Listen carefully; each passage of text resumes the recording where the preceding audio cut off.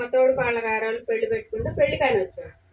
వస్తే ఆయన బాబాయ్ అన్నాడు, ఒరే పెళ్ళి అయిపోయింది కదా, గొర్రెలు కాడ వదిలిపెట్టేస్తారా రా అన్నాడు. అంటే ఆడు అన్నాడు, నేను ఈ పూటకు పోను, రేపు పోతాలే అన్నాడు. ఇంకా నేను ఆయనేం పోకోకుండా చాలా సేపు ఇక్కడే ఉండడు.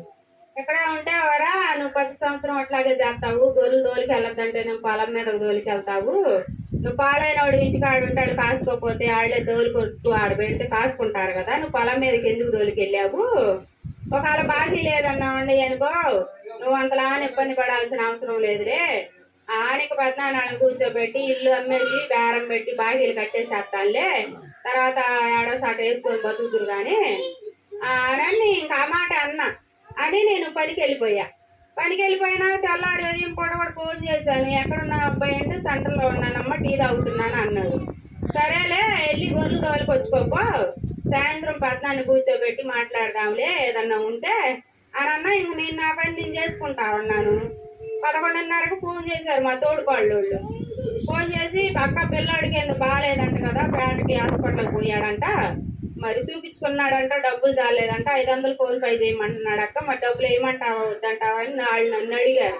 నన్ను అడిగితే అమ్మాయి పొద్దున్న అయితే బాగానే ఉన్నాడు, వాడికేం బాగానే ఉంది అక్క, గొర్రెల కాడికి పోవాలంటే కూలి మనిషిని పెట్టాను 4 రోజులు పోను అన్నాడు, గొర్రెల కాడికి కూడా పోవద్దు అన్నాడు అని అంటే, బాగానే ఉందిలే డబ్బులు వేయొద్దు ఏమవుతులే, వాడు ఏదన్నా ఖర్చులకు వాడుకోవటానికి ఇమ్మని అడుగుంటాడులే అని చెప్పి నేను నమ్మలా. మందు తిన్నాడంట అక్క అని అంటుంటే నేను ఇంకంతసేపు టెన్షన్ పడతా ఊళ్ళో ఉండి ఫోన్లు చేస్తుంటే ఆడే వేరే కాల్లో ఉంది అని చెబుతున్నాడు. మా తమ్ముడితో మాట్లాడుతున్నాడు, ఈడు తాగానని కూడా నాకు చెప్పుకోవడం, వాళ్ళ మామయ్యకి ఫోన్ చేసి చెబుతున్నాడు, నేను పేస్ట్ తిన్నాను, పేటలో ఉన్నాను, గుంటూరులో ఉన్నాను, మాటూరులో ఉన్నాను అని చెబుతున్నాడంట. 1:30 దాకా ఎక్కడ ఉంది అది కూడా సౌట్లా. ఇంకా వాళ్ళ మామయ్య ఆడు ఫోన్ మాట్లాడుతూనే ఉండి ఫాలో అయ్యి మాటూరు పోతే మాటూరులో షోరూమ్ కాడ దొరికాడంట. ఇక అక్కడ గవర్నమెంట్ హాస్పిటల్ కాడికి తీసుకెళ్తే నేను హాస్పిటల్కి కూడా పోవాలి, అసలు పాపం వచ్చి తిట్టా. అంత ముందు రోజే నేను అసలు ఏం అనలేదు, అని తిట్టలేదు పట్టలేదు, పెద్ద పిల్లాడు నేను ఏదో ఫోన్లు అరుచుకున్నాము, సరే ఆడేదన్నా తాగితే తాగాలి కానీ ఈడు తాగేది ఏంది, అసలు ఏంది జరిగింది అనుకోని నా మనసులో నేను బాధపడి ఇంటికి వచ్చి హాస్పిటల్ మక్కాళ్ళు రమ్మంటున్నా. నాకు అసలు బాధ కలిగి చేతిలో రూపాయి డబ్బులు లేవు, అసలు నేను ఏం చెయ్యాలయ్యా, పిల్లాడు చూస్తేనేమో ఇట్లా ముందు తాగేశాడు, ఇక నేను ఏం చెయ్యాలి అర్థం కాక నేను హాస్పిటల్ కూడా పోతే చచ్చిపోయి అని చెప్పి నేను వదిలేసా. వదిలేస్తే మక్కాయ వాళ్ళు ముందు తీసుకెళ్ళి హాస్పిటల్లో జాయిన్ చేసి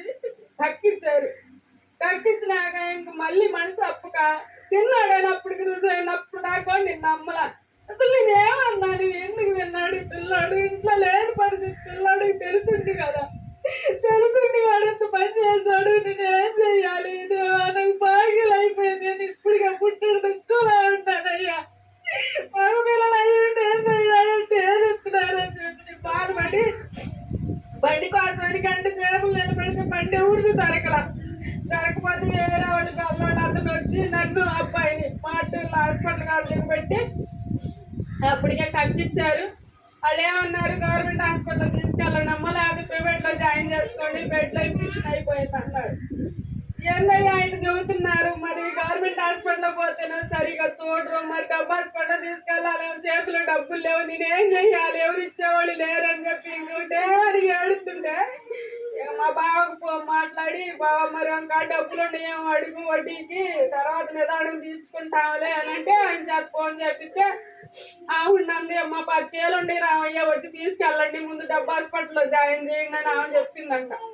సరేలే అని చెప్పి అమ్మాడు తీసుకొని డబ్బు హాస్పిటల్కి తీసుకెళ్ళి జాయిన్ చేసాము.